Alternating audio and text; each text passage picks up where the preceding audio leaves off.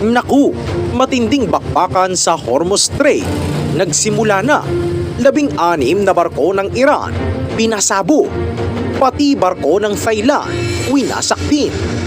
Samantala, matinding pag-atake ng Amerika sa Iran, Gulf States ang nagbayad at nagdusa. Bakit?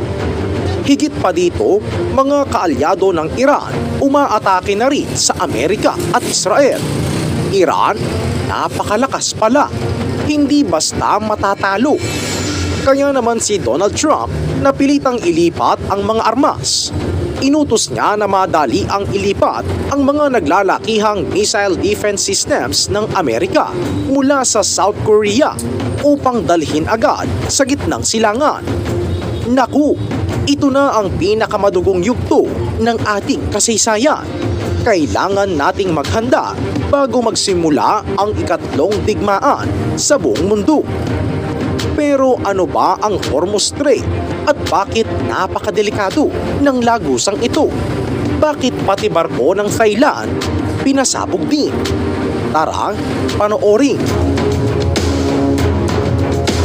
Mga kahistoryador, unang bahagi ng ating masusing pagsusuri ay ang tinatawag na anatomiya ng bakbakan. Paano ba nagsimula ang walang awang sagupaan sa katubigan?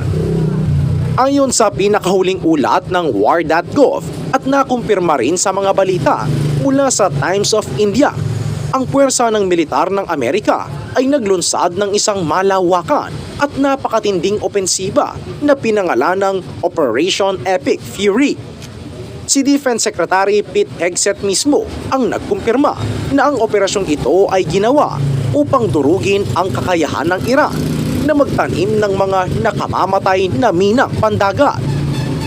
16 na mga Iranian mine layer vessels o mga barkong nagkakarga at nagtatanim ng patibong na bomba sa ilalim ng dagat ang tinarget at pinalubog ng mga advanced na fighter jets at drones ng Amerika. Ang mga barkong ito ng Islamic Revolutionary Guard Corps ay hindi simpleng bangka lamang.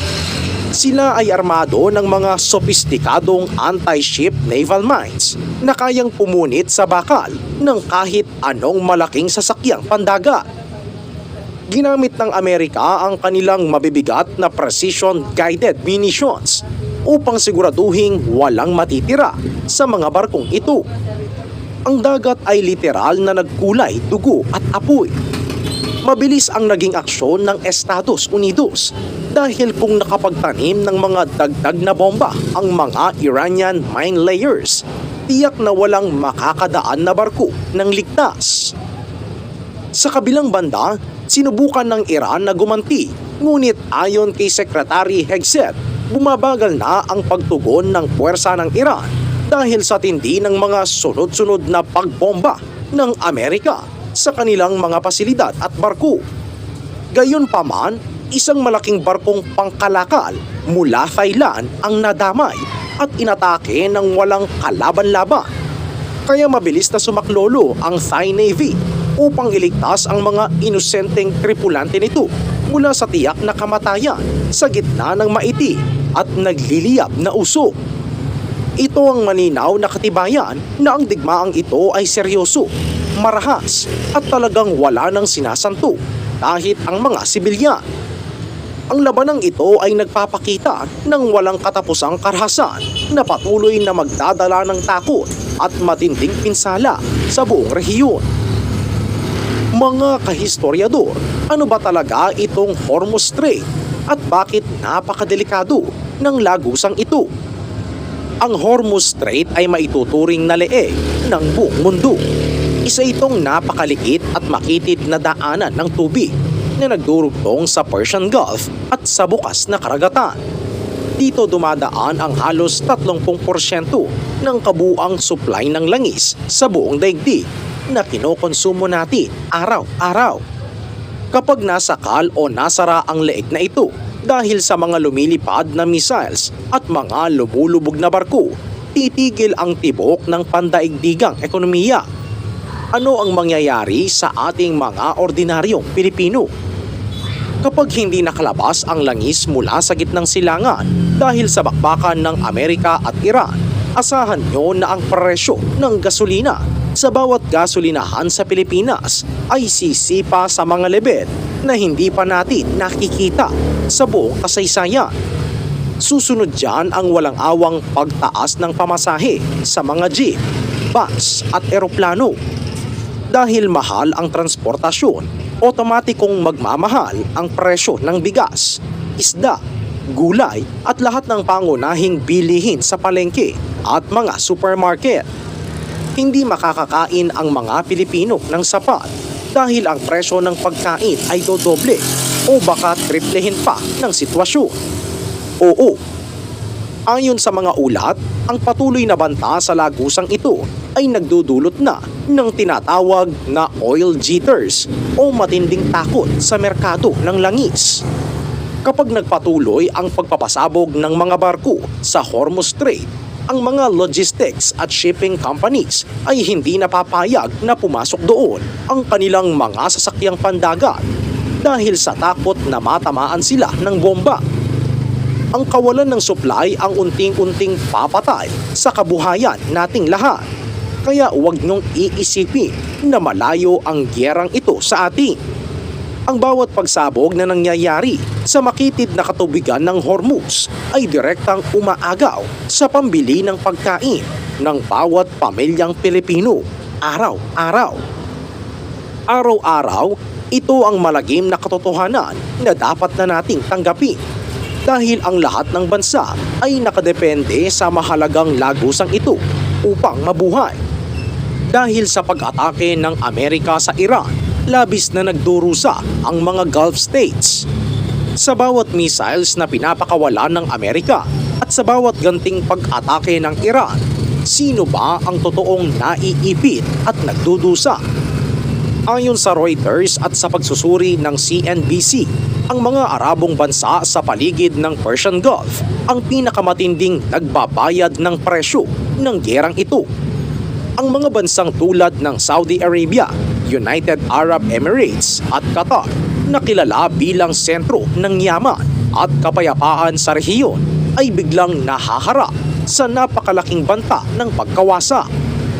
Ang mga bansang ito ay naglaan ng bilyong-bilyong dolyar upang magtayo ng mga naggagandahang syudad, naglalakihang mga infrastruktura at mga makabagong pasilidad para sa turismo at negosyo. Ngunit ngayon, ang kanilang airspace o kalawakan ay nagmimistulang highway ng mga nagliliparang ballistic missiles, kamikaze drones at fighter jets mula sa nag-uumpugang puwersa ng Amerika at Iran. Ang mga missile defense systems nila ay halos mag-overheat na sa pag-intercept ng mga ligaw na bomba at mga debris na patuloy na bumabagsak sa kanilang mga teritoryo. Ang takot ng mga pamahalaan sa Gulf states ay kapag nagkamali ang isang missile at tumama sa kanilang mga oil refineries o water desalination plants, guguho ang buong ekonomiya nila sa loob lamang ng isang magdamag. Kaya naman ang Amerika ay nandyan lamang upang protektahan ang kanilang sariling interes at wasakin ang kakayahan ng kalaban. Subalit ang mga Arabong bansa ang maiiwan upang linisin ang malagim na epekto ng madugong sagupaan. Napilitan na rin silang ilikas ang libu-libong mga inosenteng sibilyan, kabilang ang maraming mga dayuhang manggagawa tulad ng ating mga kababayang overseas Filipino workers patungo sa mas ligtas na lugar. Isang matinding pagkakamali lang sa kalkulasyon at ang buong rehiyon ng mga Arabo ay mabubura sa mapa dahil sa gerang hindi naman sa kanila nagsimula at lalong hindi nila ginusto mula pa sa umpisa. Ito ang sobrang pait na katotohanan na patuloy nilang tinitiis sa ngayon. Mga kahistoryador, huwag na huwag nating mamaliitin ang bansang Iran. Huwag kayong magpapadala sa ilusyon na dahil superpower ang Estados Unidos ay basta-basta na lamang nilang mapapaluhod ang rehimeng ito. Ayon sa malalim na pagsusuri ng The Guardian at mga military strategies, kasalukuyang ginagamit ng puwersa ng Israel at Amerika ang kanilang paboritong estratehiya na tinatawag na Dahiya Doctrine. Ang konseptong ito ay simple ngunit malagim. Wasakin ang buong paligid at mga sibilyang infrastruktura upang piliting sumuko ang gobyerno at mga kalaban. Ginamit nila ito noon sa Lebanon at ngayon ay inilalapat nila ng buong lakas laban sa Iran. Subalit hindi natitinag ang Tehran. Bakit? Dahil ang Iran ay naghanda ng mahabang dekada para sa araw na ito. Nagtayo sila ng isang napakalawak na network ng mga armado at panatikong kaalyado o proxy groups na nakakalat sa buong rehiyon.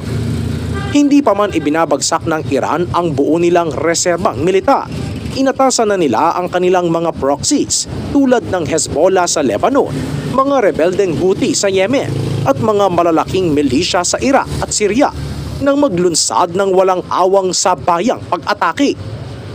Ang mga kaalyadong ito ay bumabayo ngayon ng napakaraming rockets at drones patungo sa mga sentro ng Israel at pilit na binobomba ang mga kuta at base militar ng Estados Unidos.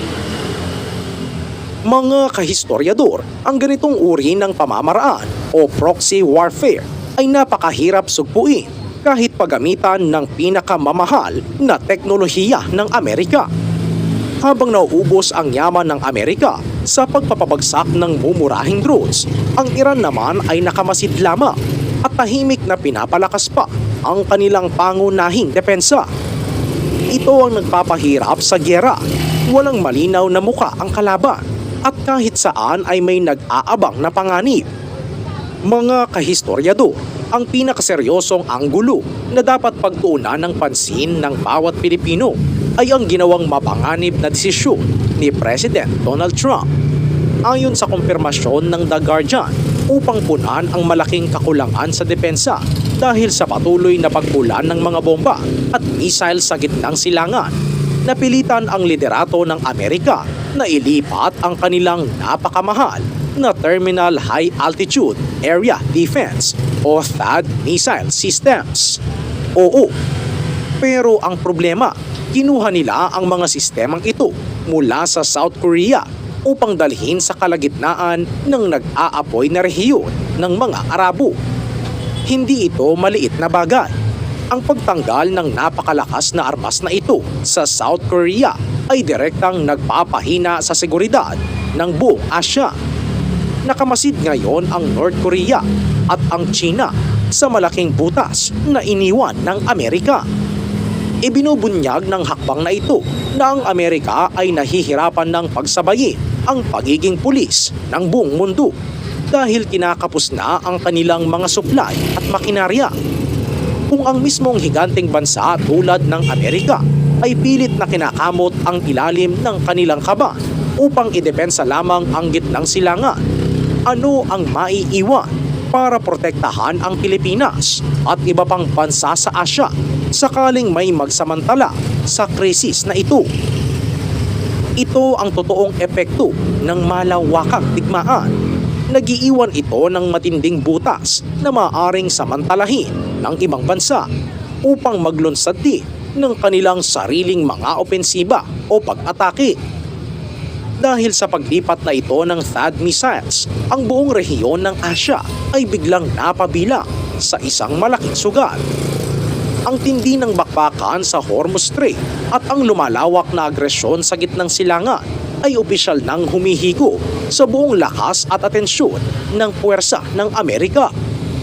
Dahil dito, tayo ay naiiwang nakalantad, mahina at lubos na walang sapat na proteksyon laban sa anumang biglaang pag-atake ng ating mga higanting kapitbahay sa hinaharap. Kaya naman mga kahistoryador, tama lang ba ang ginagawa ng Amerika? O dapat na itong ihinto dahil tayo rin ang nagdurusa? Ano ang masasabi nyo dito? I-comment sa ibaba para malaman din namin. Maraming salamat! Breaking news mga kababayan,